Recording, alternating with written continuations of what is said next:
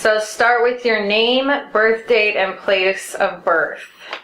No social security. Yeah, no social security. Are you, is it on? Yeah, it's on. Okay. I'm born in Mansfeld in 1935.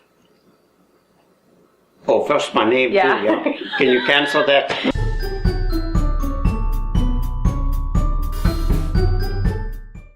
My name is Horst.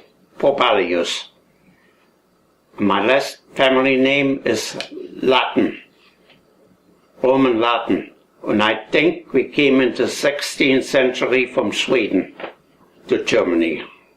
My father was a machine mechanic for 50 years in one factory, and my mother, she was just housewife. And I only see my father once drunk in all my life, in the 18 years I lived in East Germany. My father, he went to a funeral from his body, from work. He died, and all the comrades from work, they went there to the funeral, and after that he went in a bar and he drank. You know, the last glass for our friend, and he got drunk. He had to walk the bicycle home. He couldn't get on the bicycle, he would have fallen. That's the only time I see my father, and he was very funny. And he never said anything bad to me. My mother was the one who taught me the right way, you know. My father always said, "Oh, Maria, let the boy go. We were young too, we did dumb things." So she was the one who came after me with a stick, with a bamboo stick. My sisters, Ilse, she worked in a hospital. She left home already. So the only one was home is Christa and me. That's the only one who knows. She had to babysit me a lot, you know. And she took me with her boyfriend in the movie. And I had to sit on her lap. I was a little boy. When I put one hand over her eye, and she had to blink her eye up and down to tickle me on the hand, so she could only look with one eye, see the movie. I had to go to the bathroom, but she didn't want to go. She had her boyfriend with her next to her. So I was only about 4 or 5 years old. 4 years old, I think, or 3, I don't know. Anyway, so she made me pee between the seats. There was nobody in front of us. It went right through the boards, you know. Yeah, she was too lazy to take me to the bathroom. And she said, "You were spoiled." Well, who spoiled me? My sisters. I was the last one. I probably was a mistake. Yeah, I don't think they would plant any more children. So I'm the spoiled one. I didn't see much of my father because with 14 he left home on a ship on the Hamburg-America line. And in 49, Hitler decided to take the ship as a transport ship. So he stayed there and he became automatically in the German Marine. So they took everything out, the chandeliers and the fancy furniture, and made the troop ship out of it. When it got captured in Africa, in French Congo, the ship got destroyed. They were on the way to Japan, and they had to go around South Africa, because they couldn't go through the Suez Canal. That was British, you know. The Germans had to go around to get to Japan. Later on, when I was in Germany to visit, we went to France to visit them with his family. He had a French wife. Our house is over 100 years old. It's built on an old ruins of a castle. Up the hill there is the castle of Mansfeld. And the potter built his own castle down in Mansfeld that used to call Trotz Mansfeld. And it means more or less, I despise you, I make my own castle. His brother had that big castle up on the hill, and he said, I built my own castle. That's called Trotz Mansfeld. But that got destroyed by the Huns and other tribes, you know, because it was flat. And the ruins of it, that's where the main street in Mansfeld was built, Friedrichstraße. And our basement was a tunnel, you know, what they used to go underneath the tunnel in the castle. They cannonballs or whatever around, you know. As kids, we used to hear noise down there. I had friends coming into my basement down, and we heard noises, boom, boom, some working.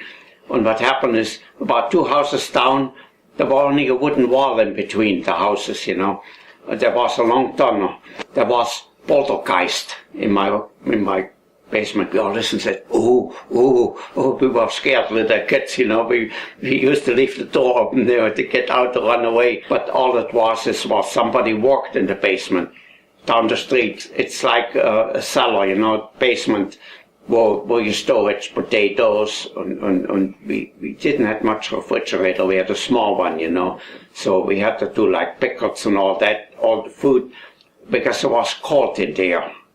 The outside fell apart, the stucco fell off and all that, and the steps disintegrated, and you could not get any material. There was a shortage of it. You had to keep everything for the factories to get them going. Looked awful. Mine parents' house wasn't the only one. All the houses down the street, everything was falling off, you know, the side, disintegrating. Our house was on the main street in Mansfeld, Friedrichstraße. And in the back, went upstairs, there was the garden, because there was an old castle, no ruins of it. And in the garden we had hedgehogs. And that's my favorite animal. And the hedgehog, he used to come down in the yard. My mother made something to drink for the cats. And the hedgehog was drinking out the same bowl with the cats, was there. And in the winter, they hibernate. So my mother put them in a box with old clothes in it, underneath the stove, where it's warm, you know. The gas stove didn't work. They cut off the gas all day, till 8 o'clock in the evening, because they needed all the natural gas for the factories. So my mother had to make a wooden fire to cook. And the hedgehog was underneath. And in spring, he was scratching on the cardboard box. She knew he wants to go out, so she put him out in the backyard again. And then we had a dog. The dog played with the eagle too, you know. It became like a house pet. The dog's name was Ponzo. And when I grew up, we had nothing. I mean, we didn't have any mother cars or something you buy at Walmart or somewhere in the store. You know, I used to play a car with the old Singer sewing machine. It had a leather string on it, and I paddled it, you know.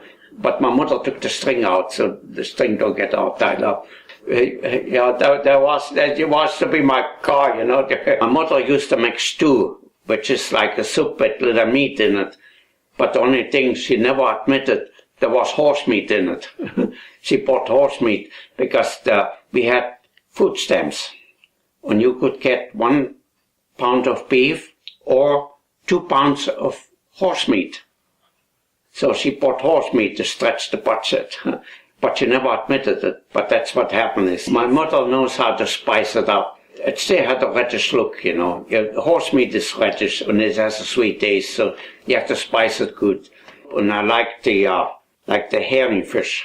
It's milk and herring. We used to have herring, little pieces of herring, pickles, apples, and vinegar, sugar, salt and pepper. That, and then we made baked potatoes and we squeezed them in it.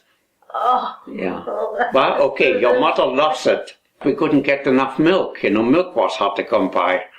See, I'm as a kid in the Hitler's days, on the communist days, kids only got milk up to 1 year issued.